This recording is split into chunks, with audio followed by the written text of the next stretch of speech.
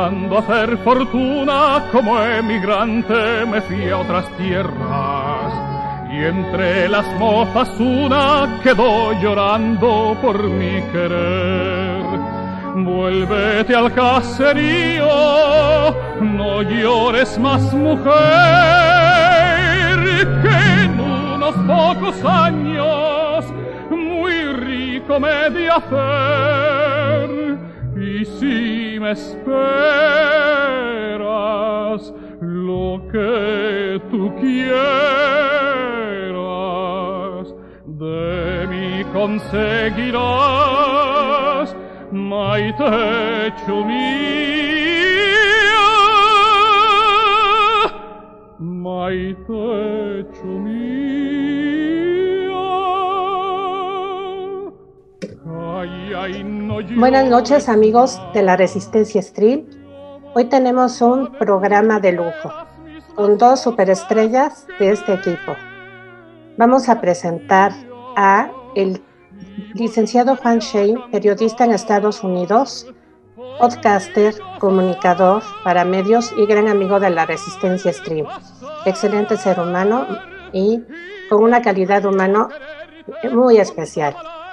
También tenemos a nuestro amigo, el doctor Jesús Corona Osornio, que él es psicólogo, pero además tiene doctorados en psicología. Y el que más me llama la atención es el de psicología social. Por eso es muy simpático, es encantador y ayuda mucho a la gente. Buenas noches, amigos. Bienvenidos al programa de la Resistencia Stream. Hola, Isa. Muchas gracias por la presentación. Cuando conozca yo a ese sujeto, de tu parte lo saludo. Oye, Isa, gracias. Un placer estar aquí contigo. Me imagino cuando te refieres a los dos superestrellas, te refieres a ti y al doctor Jesús Corona.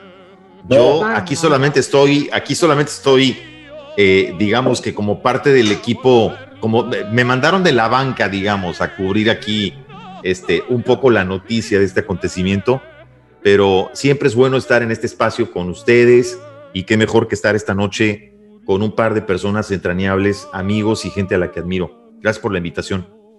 No, gracias a ti, Gracias. Gracias a ustedes por recibirla. Bueno, pues hoy vamos a platicar de algunas anécdotas de lo que es la migración aquí en México. Y los dos, yo sé que tienen anécdotas extraordinarias. ¿Qué les parece si comenzamos? ¿Quién comienza? Adelante. Juan. A ver, Juan. ¿Empiezo yo, doctor? Sí, por favor. Bueno, mira, yo creí que íbamos a hablar de la migración española, pero quiero, aprovechando que estoy entre dos personas, dos descendientes directos de la corona española, bueno, de España, de la madre patria, quiero decirles que los lazos que tengo yo con España son lazos entrañables, porque dos de mis mejores amigos, de mis amigos más entrañables, precisamente son españoles. Uno es de Galicia, pero vive en México, y el otro vive en Madrid, pero son, digamos que mis dos amigos más entrañables. Yo he estado en España 4 veces, y en una ocasión me tocó, yo creo que siempre he pensado, no sé, corríjanme por favor, pero siempre he pensado que para conocer España hay que viajarla en auto, en coche. Sí. Y yo una vez en una ocasión me tocó viajar a una convención en Marbella.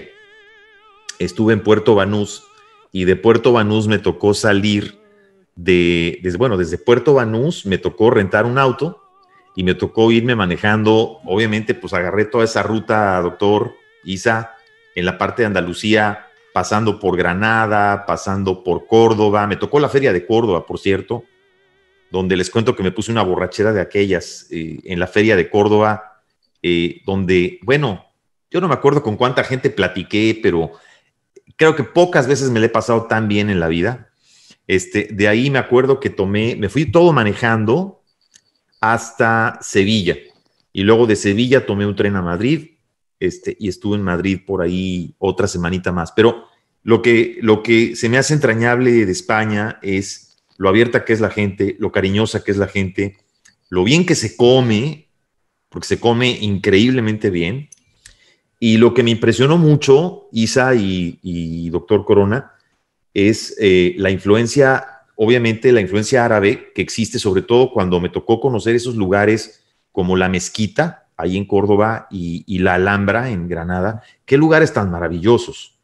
Y entonces esto me hace pensar en esta especie de híbrido de culturas, cuando las culturas se funden y de esa fusión de culturas nace una cultura pues fortificada, mucho más fuerte, con una identidad, ¿no? A mí me emocionó mucho ver que un poco parte de mis antepasados, que yo soy migrante, en mi caso soy hijo de migrantes libaneses, pero parte de mis antepasados pues estuviera mezclado con la cultura española. Por eso es que cuando oigo todos estos discursos de nuestro presidente López Obrador pidiéndole a la corona española, ¿verdad?, que le pidan perdón a México y este tipo de cosas, de verdad no lo entiendo, ¿no? ¿Por qué tenemos que exigir exigir que nos pidan perdón por algo que sucedió absurdamente hace 400 y pico de años?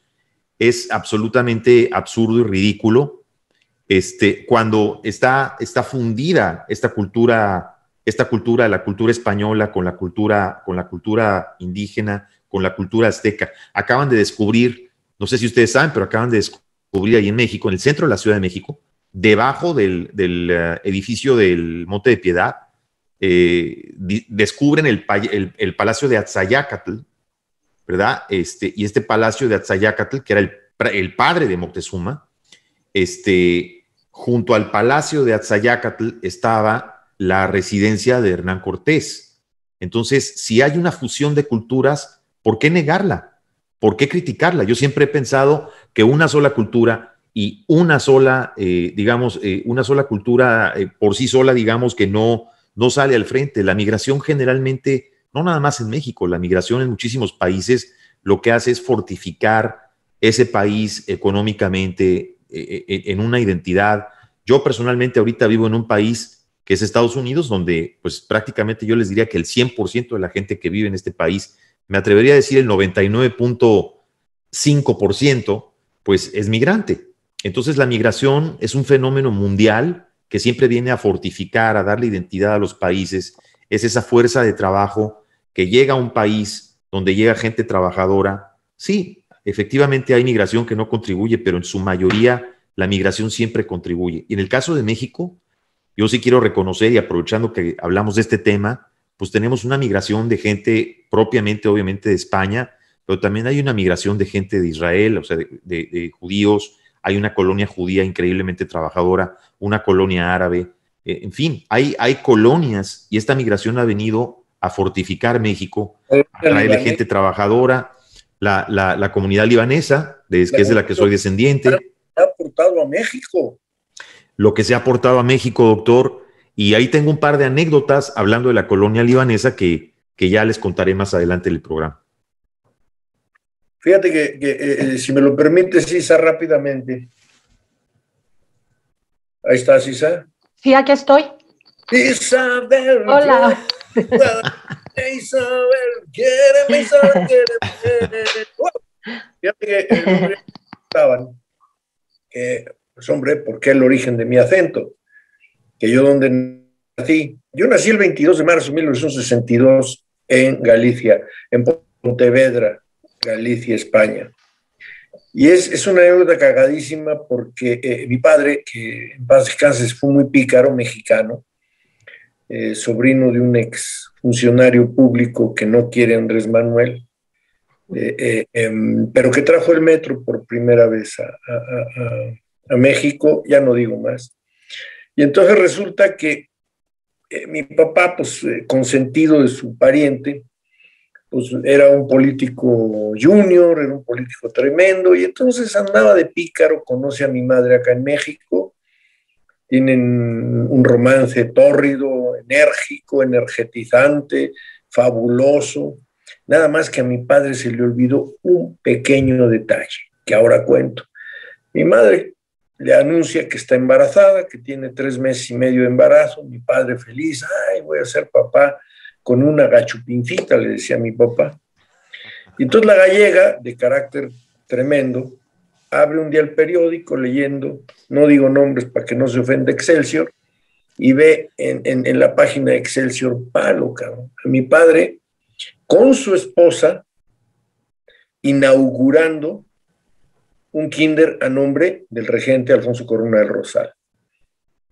Entonces, mi madre hace trizas el periódico y así, con el carácter gallego, nada lenta, rapidísimo, empaca todo, se prepara, compra su tiquete y se va a Galicia, abandona aquí a mi padre. Mi padre se le olvidó, pero es que a él se le había escapado el pequeño detalle de decirle a mi madre, soy casado, pues no tenía mucha importancia, pues total, ya para qué. Y finalmente, pues yo nazco allá, después mi madre muere, estoy con un par de tíos allá, una monja y un sacerdote, por eso soy tan pervertido, por culpa de del tío sacerdote. Y entonces resulta que, pues cuando mi padre un día en un viaje de esos que se hacía en España, muy protocolarios, con el Senado de la República, y todo se le ocurre, pues total, los gastos los pagaba el gobierno, todavía no barrían la corrupción de arriba abajo, como es ahora. Y entonces el viejo pues fue a buscar a Galicia. Pontevedra era una ciudad pequeña, no el monstruo que es ahora Galicia es otra cosa, Pontevedra es otra cosa. Y entonces, pues ya como pudo dio, después de 2 días con mi familia, y pues los tíos, el sacerdote ya muy grande y la tía monja, pues lo primero que hacen, oye, pues que este es tu hijo, decía mi hermana en paz descanse, tómalo, llévatelo al cabrón, ya no lo queremos aquí, pues cómo lo vamos a educar nosotros, ¿no? Yo falaba a un pouco de galego, entonces, meu fado, me toma en sus bracinhos, me toma en sus brazos mi papá, y dice, vente, mijo, si te pareces a mí, eres mi hijo. Y el viejo cabezón me trae con la señora por la que mi madre se fue a Galicia, y esta santa mujer me recoge a mí como un hijo de ella. Y entonces desde los 8 años para acá, claro, he ido y he venido constantemente, tengo la doble nacionalidad. Pero fue muy curioso, yo tuve una segunda madre muy mexicana, y ella me dio su apellido. Yo soy Osornio por mi madre mexicana, cuando me registra en México en 1972, cuando yo tenía 10 años. Y luego pero mi madre, Josefa se llamaba, mi madre biológica, era Ituarte Iturriaga de Campomanes Ruiz. Imagínate qué pinche apellido, si yo me llamaba Jesús Ituarte Iturriaga de Campomanes Ruiz, puta madre. Y así Oye, me llamo. Pero así eran esos apellidos, ¿no, Jesús? Porque, o sea, sí, normalmente esos apellidos eran así de largos, ¿no? Eran casi todos apellidos compuestos. Entonces, cuando se casaba alguien de apellido compuesto con apellido compuesto, pues, hombre, ahí quedaban como 4 o 5 apellidos, ¿no? Ahora les paso esta anécdota porque enseguida va a hablar una fifí de alto fifirraje. Yo ya les conté una anécdota. Venga, Isa, ahora tú. Pues miren, ¿qué les puedo decir? Yo soy producto extranjero elaborado en México, porque mis papás se conocieron aquí. Pero la historia de mi familia sí fue muy, muy dramática porque desgraciadamente vivieron la dictadura de Franco. Franco estuvo 40 años, más de 40 años en el poder, perdón, y fue terrible. Por ejemplo, la familia de mi mamá, les voy a decir algo, habían bombardeos a cada rato y mi abuela tenía que amarrarlos en la cuna con un mecate por si ella se moría, que alguien los encontrara vivos y los recogiera. Ellos fueron de los niños exiliados que se fueron a Bélgica. Mi mamá vivió 3 años con una familia hasta que la pudieron ir a recoger y de ahí se vinieron a Cuba. En Cuba estuvo mi mamá internada 3 años y ya de Cuba se pasaron aquí a México, donde mi abuelito, que tomó clases en la Academia de San Carlos ahí en España, fue un gran pintor. Es más conocido en Guadalajara que en la Ciudad de México, pero él restauró muchos cuadros en la capilla de ¿cómo se llama?, de arzobispos primados aquí en la Catedral de México. Restauró en varias iglesias y aparte restauró también una imagen de la Virgen de Guadalupe que está ahí en Roma, ahí en el Vaticano. Sí. Y pintó aquí en México a Manolete, pintó a Beatriz Aguirre, o sea, fue un bohemio de primera y un mujeriego, que mi abuelita tenía que estar todo el tiempo detrás de él, ¿sí? Y por parte de la... ay, Jesús, no me haga reír. Y por parte de la familia de mi papá, pues mi abuelito fue diputado, fue alcalde ahí en Alicante, fue un activista, estuvo en el Partido Obrero Español, Socialista, Obrero Español, ¿sí? Que no tiene nada que ver con lo que quieren hacer aquí de comunismo, no. Era más bien democrático y defendía los derechos de los trabajadores. Y aparte apoyaba el partido de las mujeres, que es Partido Feminista Español, apoyaba mucho también a las mujeres. Y aparte estaba en contra de Franco y por esto 2 veces lo condenaron a muerte, pero fue salvado por una amnistía, afortunadamente. Y pero ya cuando ya se fue desterrado de Alicante, y ya cuando se le pusieron las cosas muy difíciles, cuando ya lo amenazaron que iban a matar a mi abuelita, a mi papá y a mis tíos, ya se vinieron aquí a México, ¿sí? Pero antes de venirse a México, tuvieron que irse, lo querían mandar a un campo de concentración, del cual, gracias a Dios, antes de llegar a Argeles pudo escapar, y puso una alpargatería, y ya después tuvieron la oportunidad de irse hacia Francia, y de Francia ya se embarcaron aquí a México, en tiempos de Lázaro Cárdenas. O sea, sí sufrieron mucho con la dictadura de Franco. Estar en una dictadura es terrible, y es lo que tenemos que evitar aquí en México, porque ya se está empezando a ver. Ni me provoquen con ese tema.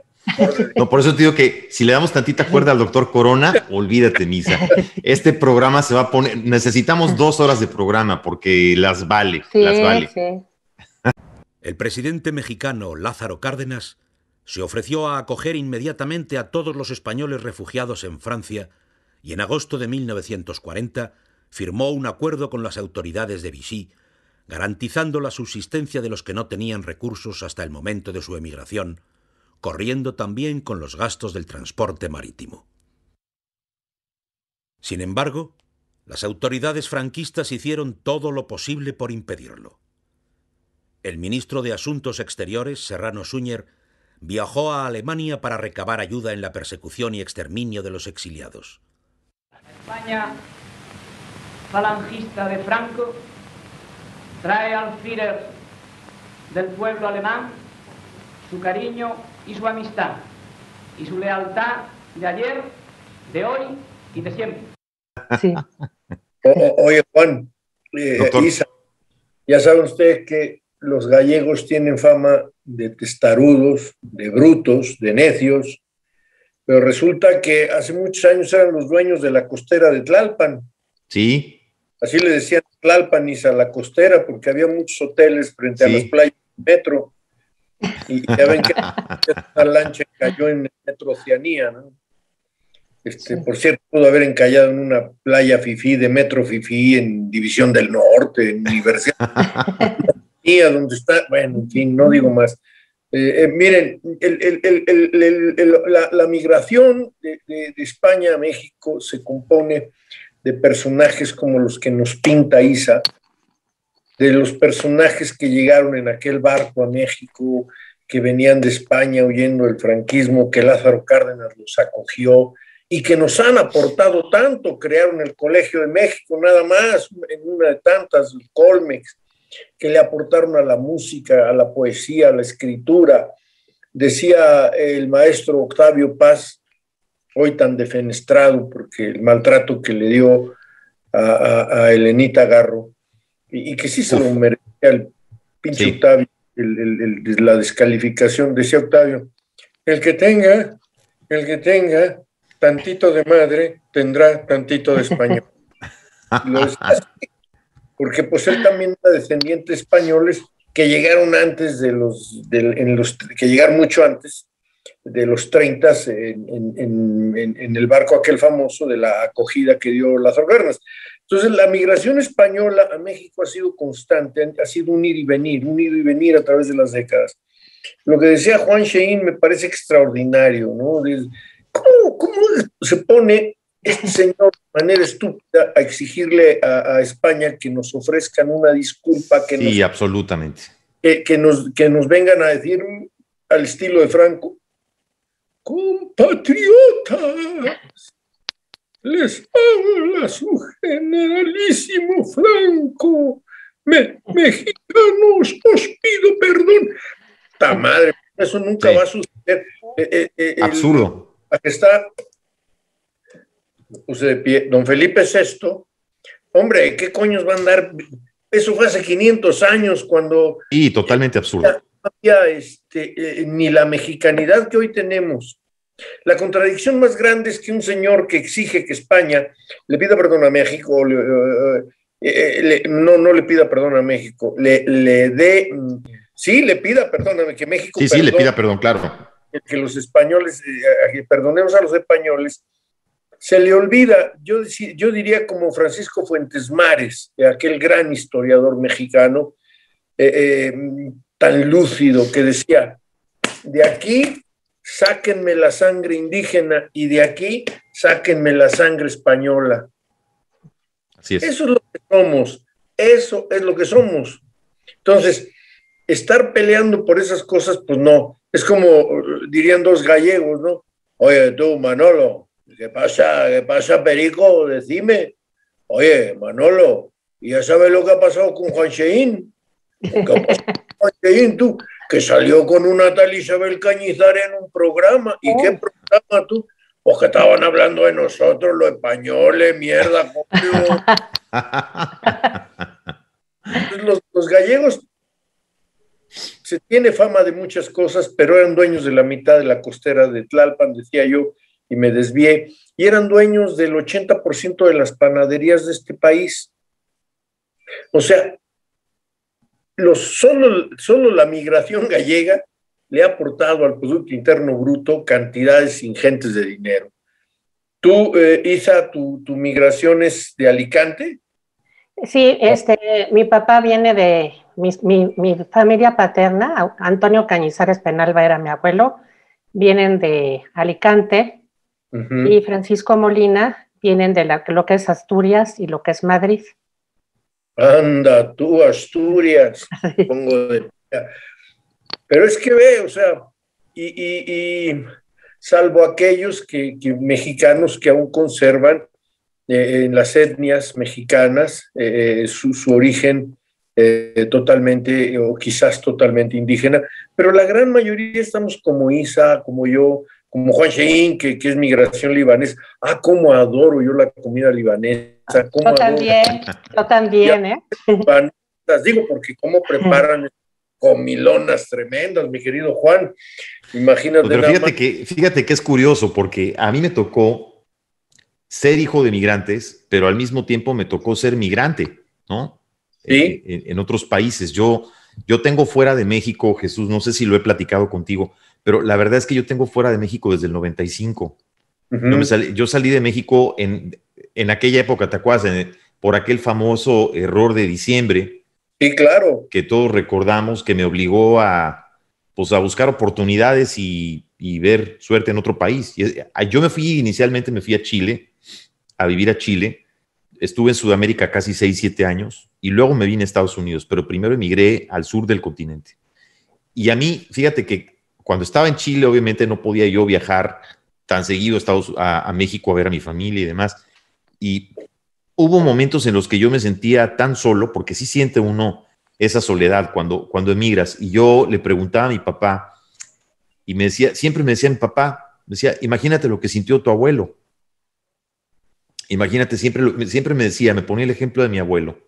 Imagínate lo que sintió tu abuelo, lo que sintió tu bisabuelo, porque toda esa gente llegaban y emigraban de un país en donde muchas veces ni siquiera sabían a dónde iban a llegar. Ellos venían a América porque escuchaban hablar allá en el viejo continente, oían hablar de América, pero tomaban barcos y no sabían a qué país iban a llegar. Y lo peor aún, ¿no? Porque se venían a México sin hablar el idioma. Y entonces tenían que llegar a trabajar sin hablar el idioma y tenían que aprender el idioma prácticamente trabajando. Me contaba mi papá que mi bisabuelo llegó a México en el 23, en 1923. Y él me contaba que en aquel entonces la mayoría de los emigrantes que llegaban a México, los que venían digamos, migrante judío, los emigrantes europeos, los emigrantes que venían de Medio Oriente, trabajaban vendiendo en abonos. Entonces usaban mucho lo de la venta en abonos y vendían telitas en abonos, iban de tiendita en tiendita en el centro. Exacto. Entonces, y aprendían a hablar el español y aprendían, lo primero que aprendían eran los números porque tenían que cobrar. Y entonces, mi abuelo así se la llevó, mi bisabuelo se la llevó así hasta el 31. Él en el 31 volvió al Líbano, cuando vino, ¿se acuerdan cuando vino aquella crisis de la depresión del 28, del 29, cuando vino la época de la depresión en Estados Unidos, que también afectó a México? Sí. Entonces, cuando prácticamente todo el continente lo afectó. Entonces, cuando viene la época de la Gran Depresión, mi bisabuelo se va de nuevo al Líbano en el 31 y después sus hijos son los que vienen en 1937. Ahí ya fue cuando llegó mi abuelo, en 1937. Y ya posteriormente, años después, viene mi papá. Mi papá emigra a México cuando viene con mi abuela y su hermano en un barco que se llamaba Andrea Doria. Ellos zarparon de Beirut, del puerto de Beirut, zarparon a Prendes y después de Prendes tomaron un tren a Nápoli, en Italia. De Nápoles, en Italia, toman el Andrea Doria, que los trae al continente americano, obviamente pasando por España, pasando por Cuba, llegaron a La Habana y luego llegaron al puerto de Veracruz. Y en aquel entonces me comentaba mi papá que la primera vez que, por ejemplo, cuando vino a mi abuelo lo ayudó mucho cuando llegó a México un hombre, un libanés, que ayudaba mucho a gente de la colonia libanesa, pero también ayudaba a mucha gente de la colonia española y de la colonia judía, que se llamaba Najib Simón. Y Najib Simón es el que inaugura después la Plaza de Toros México. Y en aquel entonces, Najib Simón, en el puerto de Veracruz, él era el que tenía como un hostal, entonces recibía a todos estos migrantes que llegaban al puerto de Veracruz, porque casi todos, doctor, ¿estarás de acuerdo, Isa? Todos llegaban prácticamente al puerto de Veracruz, casi todos. Llegaron, mi familia llegó. Sí, todos llegaban ahí. Entonces, este señor tenía creo que 2 o 3 hostales en donde recibía a la gente que llegaba de los barcos.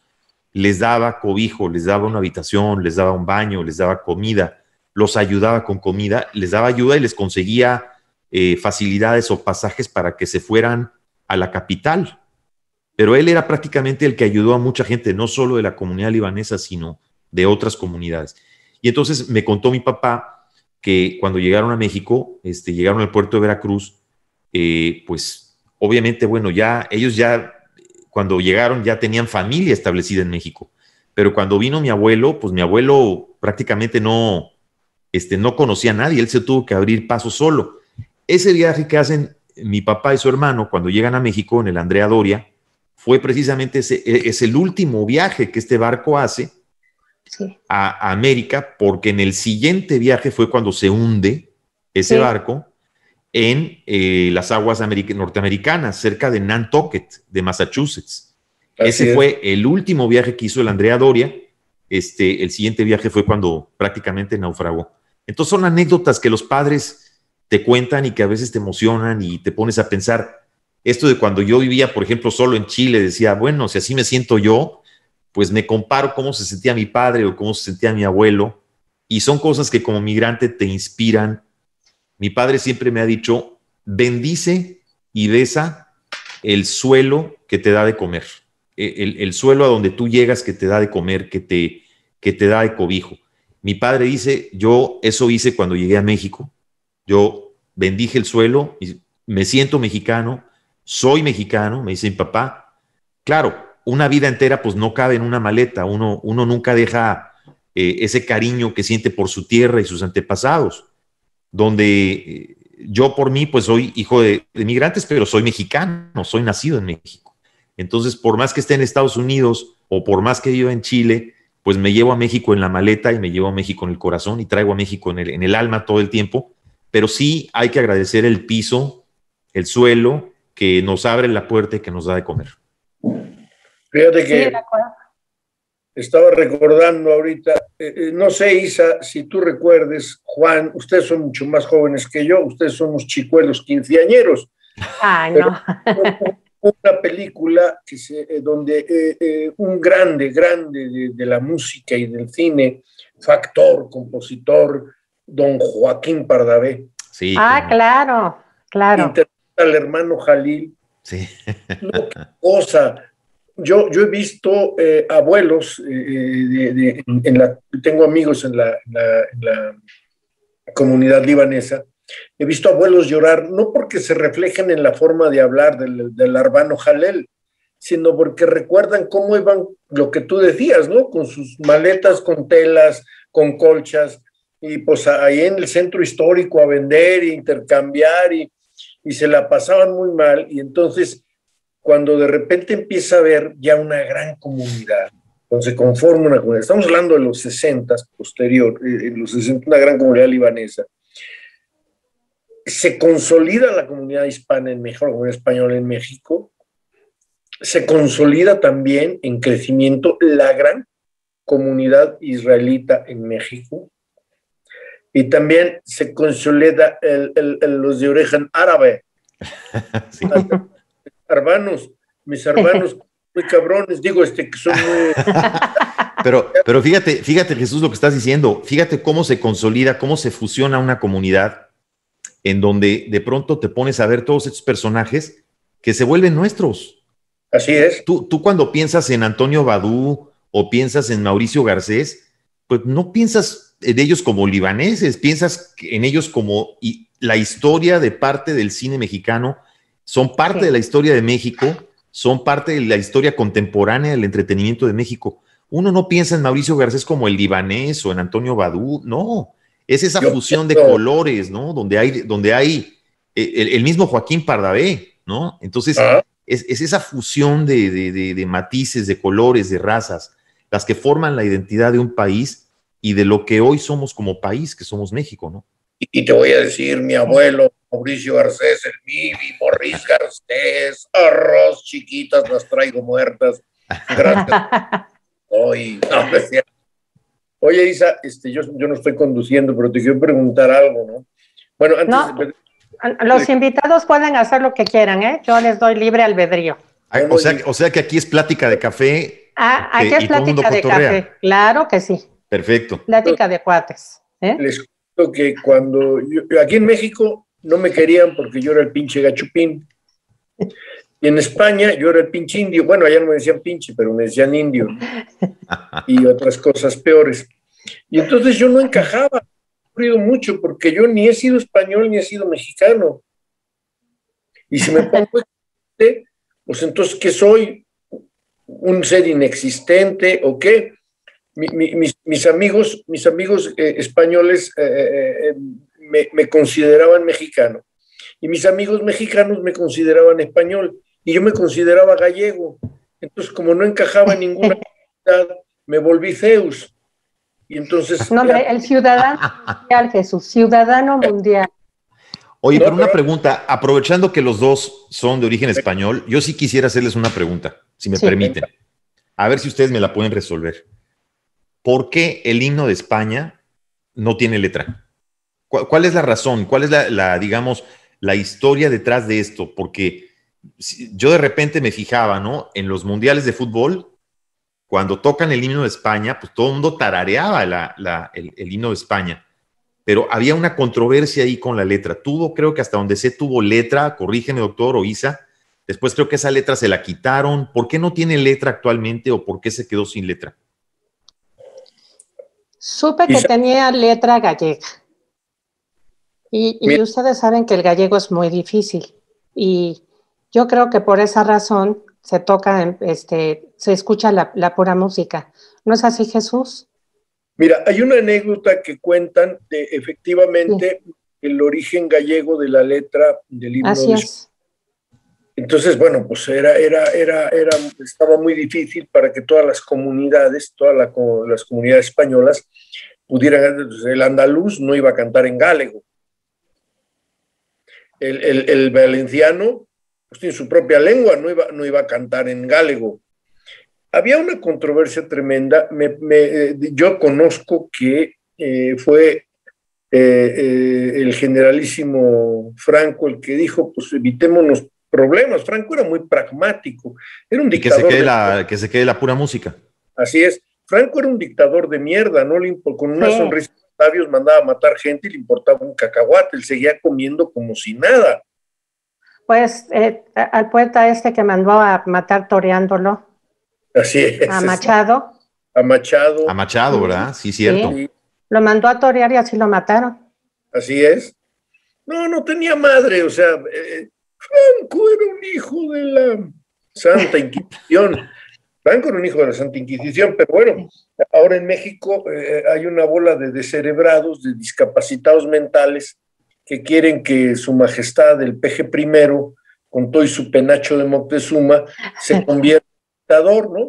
Y lo primero que van a hacer es soñar que era un rey de chocolate con nariz de cacahuate. Oye, y ahí van.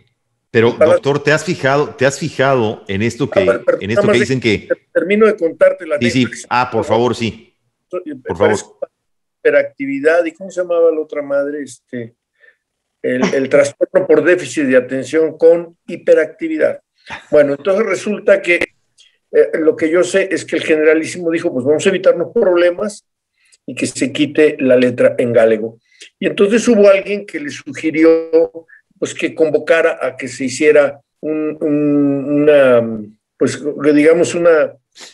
que se abriera por parte del gobierno español ahí se me fue el nombre, Dios mío, que le propusieran a la gente de España, a los españoles, pues que entraran a un concurso para escoger la letra. Entonces una convocatoria. Una convocatoria. Pero eso que el pinche generalísimo dijo, no, ni madres, todos están re feos, España es más grande que esas letras. Eso es lo que yo sé. Y se quedó sin letra. Ahora, ¿hay reticencia por cantarla en castellano, por hacer una letra en castellano? No hay ninguna reticencia porque es el idioma que une a España. Exacto. Así es. Le da un sentido de identidad y un sentido de pertenencia. Es el idioma. Tú puedes hablar gallego, pero en Galicia. Correcto. En Galicia. Puedes hablar sevillano, tío, pero en Sevilla. El bable en Asturias, que es espantoso. Correcto, o el catalán, pero lo que une en general a España es el castellano. O sea, digamos que es el idioma en común, la lengua. La lengua castellana, sí. A estos pendejos catalanes que se quieren separar de España y que andan ahí abriendo. Eso, ¿por qué? Esa es la otra pregunta que te iba a hacer. ¿Por qué ese separatismo? O sea, ¿por qué se da eso? No es una idea nueva, es una idea que ha estado ahí latente desde antaño, Juan. Acuérdate que antes eran marquesados, condados, que España siempre estuvo separada. Acuérdate. Correcto, pero también pasaba con los vascos, ¿no? Sucedía también con los vascos, sí. Pasa con los catalanes, o sea, hay como que ese sentimiento de separatismo, pero bueno, que al final nunca se han separado, España sigue siendo España, ¿no? Y más con los vascos y los catalanes. El día que se independice alguna comunidad española, ese día España se empieza a desintegrar. Así es. Claro. Entonces Asturias va a querer su república, Galicia república, Alicante va a querer su república, Madrid, pues, un pedazo de tierra bien pendejo ahí, pues también va a querer ser república, ¿no? Y con eso de que el mundo corre un peligro, está lleno de imbéciles retrógradas, pro ultraderechistas, que les vale un cacahuate todo sino llegar al poder y que no sé qué tantas cosas, sería terrible. No, yo lo que veo, lo que yo veo es que este separatismo catalán no es más que una cantaleta política en este momento, que no tiene nada que ver con lo que comentaba muy atinadamente mi querida Isa, de cuando se querían separar, que el marquesado de Cataluña no quería pertenecer a a la corona española y que, ay, me jaló la media, ya no quiero, no, por amor de Dios. Hoy en día es diferente, lo están usando con un sentido político. Evidentemente hay en España personas que no están de acuerdo con la monarquía, antimonarquía. Y entonces... ¿Eso por qué se da, doctor? Porque yo también he visto como mucha controversia. A ver, ¿quiénes están en contra de la monarquía y por qué hay quienes están a favor? ¿Por qué esa división? Bueno, yo creo que muchos consideran que ser moderno es vivir en una república gobernada democráticamente por quien se ha elegido y que no tenga que ver con el boato que rodea y el gasto que rodea a una corona. Inglaterra es un gran ejemplo de ello. Inglaterra se pagan altísimos impuestos, se vive de poca madre. Pero pareciera que en Inglaterra la gente sí está, o por lo menos en su mayoría, apoyan a la corona, ¿no? Sí, están muy orgullosos de la corona inglesa. Sí. No más que los españoles con la corona española. Lo que sucede es que acuérdate que cuando el franquismo, pues no había rey. Sí. No había. No, el rey estuvo prácticamente exiliado, ¿no? Sí, 40 años. Sí. El papá de su majestad, don Juan Carlos. De don Juan Carlos, sí. Porque llegaron a barrer de arriba abajo la corrupción en España, de ahí lo copió el peje lagarto, su majestad el peje. Entonces vienen estas ideas que ser republicano es estar contra la monarquía, porque ser republicano es ser demócrata. Los monárquicos, ¿por qué? En mi caso, ¿por qué yo soy pro monarquía? Porque España toda su vida, desde que nació, ha tenido monarquía. O sea, es como un símbolo, ¿no? Pasa a ser como un símbolo. O sea, puede convivir perfectamente con la república o con el sistema parlamentario. Don Juan Carlos, hoy defenestrado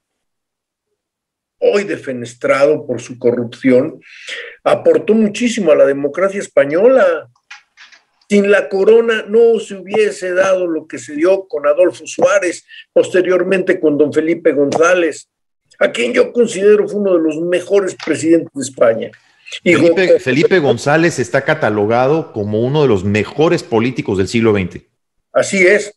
Y tuve el honor en México de entrevistarlo. Lo entrevisté, me dijo, me acuerdo de esta anécdota, estábamos en un evento donde participaron muchas personalidades. Al final, pues participó don Felipe y se llevó la tarde. Entonces ahí, como una especie de rueda de prensa, dijo Felipe González: ya estoy cansado de contestar preguntas, ¿no? Con su acento, ¿no? Así, un acento muy, muy maravilloso que él tiene. Estoy cansado de contestar preguntas. Todo lo que yo quiero es que si me hacen una pregunta que sea inteligente, la contesto. Si no, yo ya me voy. Y empezó a caminar y todo el mundo, bla, bla, bla, bla. En eso me levanto y le digo: Jesús Corona, de Organización Editorial Mexicana, reportero, español y mexicano. Le pregunto, ¿qué sucederá cuando nazca la Unión Europea y con eso que ahora se denomina el euro? Se regresa, se sienta y me dice: le voy a contestar una pregunta que nadie me ha hecho, tan inteligente que merece una respuesta inteligente. Y empezó a hablar y a hablar del romance entre el euro y el dólar, y empezó a hablar de las características que iba a tener la Unión Europea, de lo bien que le iba a hacer a España, pum, pum, pum. Todos los titulares de todos los periódicos se llevaron la nota. Por la respuesta. La respuesta que me dio, que en ningún periódico me peló, ni siquiera el Sol de México de Organización Editorial Mexicana me dio crédito, porque sacaron la nota y no pusieron mi nombre, porque al imbécil que estaba cubriendo en la noche, en la madrugada, no encontró mi nombre y dijo: pues que salga sin nota, sin nombre la nota. Y pasé a la historia como un pendejo, pero bueno, eso ya quedará en mi lápida. Y esa es una gran anécdota, porque cuando me preguntan que yo cuando he hecho periodismo, yo mira, ya teniendo 2 doctorados, el último lo hice en México, el tercero, teniendo 2 doctorados, yo ejercía como un modesto reportero. Yo salía con mi grabadora a buscar notas, a entrevistar personajes, me dieron un premio de periodismo por una entrevista que le hice a don Manlio Fabio Beltrones, hoy también muy defenestrado, al gran Manlio Fabio. Y muy atacado en estos días, ¿no? Mucho, mucho. Muy atacado en estos días, caray. Silvana, Muchísimo. hija, con la corrupción, hijo de su...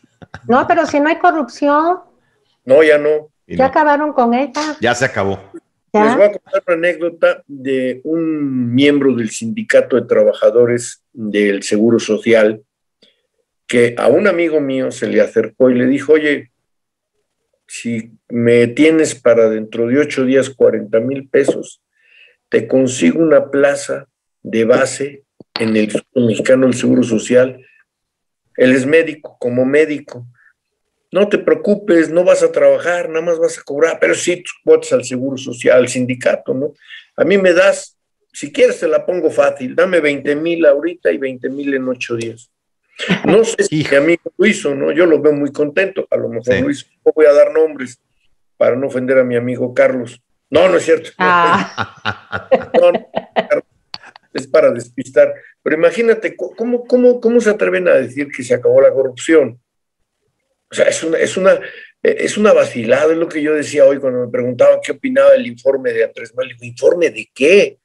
El señor salió a decir su propaganda política. Estamos en elecciones. El tipo debería de estar con la boca cerrada. Salió a hablar de la maravilla que es su oferta de recuperación de Pemex y de la Comisión Federal de Electricidad, centralizando todo, de la grande empresa que no pagan, que pagan cualquier cosa. Digo, hijo, este hijo de la... Y resulta que, pues, que hay un presidente, allá donde nacieron sus antepasados de este señor, de su majestad el peje primero con el penacho de Moctezuma, obviamente. De pan. ¿De cuál? De pan. Yo le veo panes, no penacho. Sí, sí es cierto. ¿No es cierto? Sí, es cierto, es cierto. Y resulta que ya ves que la única vez que viajó fue a España, lo recibió allá el presidente de la comunidad donde nacieron sus ancestros, de este señor, y cuando se fue, dijo el otro, dice, me cayó muy bien Andrés Manuel, ojalá nunca vuelva. Ahí lo dejo, ¿no? Con eso se dice Amigos, todo. De veras que fue un programa fuera de serie. Yo les agradezco a los dos que estén y necesitamos hacer otro programa más porque de verdad esto de la migración es maravilloso. O sea, la colonia española, la colonia libanesa, la colonia judía, de verdad siempre se han ayudado mucho. Yo me acuerdo que mi papá fue ayudado por amigos españoles, al igual que mi abuelo al llegar a México, ¿sí? También recuerdo que están muy agradecidos con el general Lázaro Cárdenas porque se portó muy humano y ayudó mucho a los migrantes. O sea, nuestro México siempre ha sido maravilloso y tenemos que seguir dejándolo maravilloso. Por eso hay que defenderlo siempre. Y yo les agradezco mucho, doctor Corona, Juan, de veras su presencia en este programa. Algo para despedirnos, por favor, ¿qué quieran decir? Doctor. Muchas gracias. Pues mira, yo te quiero decir, el humor gallego es fenomenal, yo creo que es uno de los mejores humores que hay. A mí mi propia madre mexicana me contaba 5,000 chistes de gallegos, ¿no? Como el que decía mi madre, dice, que estaban dos gallegos y se funde la bombilla, el foco, como dicen acá en México, y le dice el otro, oye, Juan Shein, ¿y cómo cambio la bombilla? Y dice, pues hay que girar, y se pone a dar vueltas alrededor del foco el pinche gallego. Entonces, pero sí, quiero cerrar yo mi participación agradeciéndote, Isa, esta oportunidad de poder platicar. Pocas veces cuento la anécdota de mi nacimiento, de mi origen. Hoy estaba de humor porque estar con ustedes es para mí maravilloso. Yo soy un vejete malhumorado, toda la vida estoy gruñendo. Mis hijas, tengo una hija en España, tengo una hija en México y las amo profundamente, cada una con su madre como debe ser. Así me enseñó mi abuelo Mauricio Garcés. Arroz, chiquitas. Y cerrar agradeciendo compartir micrófonos con Juan Shein es un privilegio, es un honor. El honor es mío, doctor, como siempre. Admiro, respeto a Juan Shein, admiro a mi Isa, que es maravillosa, guapérrima, además. Bellísima. Gracias. Y ella siempre la que modera con mucha tranquilidad, porque a mí hay que ponerme un bozal. A mí me dicen peje y le miento la mano. Pero agradecerles a ustedes esta preciosa oportunidad de poder hablar de mis orígenes y poder sobre todo hablar de mi comunidad gallega, y que estoy muy orgulloso de ser mexicano. Hoy vivo en México, no puedo dejar de ser lo que soy, gallego y español, pero vivo en México y defiendo a México y voy a morir defendiendo a México. Mis nietos mexicanos, mi nieta Fátima y mi nieto Jorge, mi hija Esperanza mexicana, mi hija Ana Laura, que es hija de malagueña allá en España, y mi hija Ana Laura con mi nieta Elena Aikia, y que yo, pues hombre, por más que quiera, no puedo, el corazón lo tengo dividido en una parte gallega y española y la otra parte mexicano-chilanga, entonces estoy jodido por todos lados. Muchas gracias a ustedes, con humildad se los digo. Gracias, Juan, qué lindo. Muchas gracias por tus palabras. No, pero fue... Jesús. Es que me emocionaste tanto que hasta tu nombre se me olvidó tantito. Pero muchas gracias. Juana, del de Juan. No, bueno, yo aprovecho para agradecerles a los dos, querida Isa, porque para mí es un honor compartir siempre contigo. Gracias. Es un gustazo, como siempre, verte, saludarte. Gracias por la invitación. Y un honor, como siempre, compartir con el doctor Jesús Corona, que para mí es alguien a quien admiro, a quien quiero, a quien respeto. Siempre es un agrado tener la oportunidad de platicar de cosas tan íntimas, familiares, con amigos tan queridos. Y para mí esta noche ha sido todo un deleite.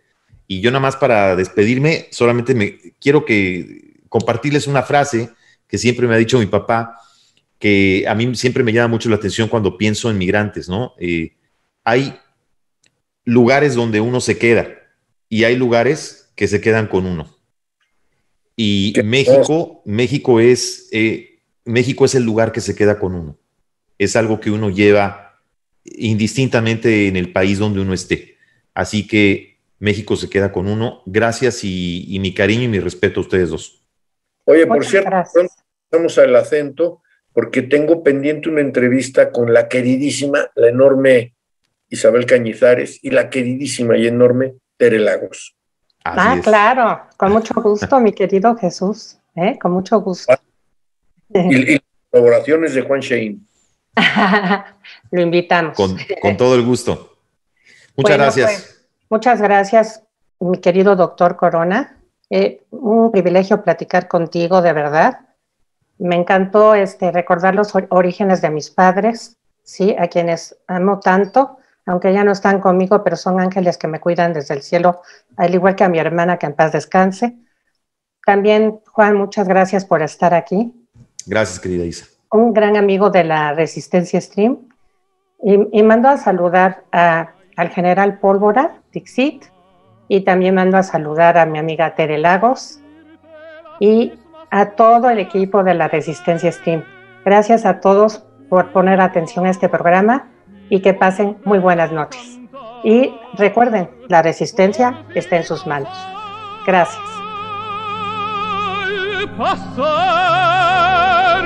Y volveré a quererte con toda la alma, Maite mía. Por oro cruzo el mar y debes esperar.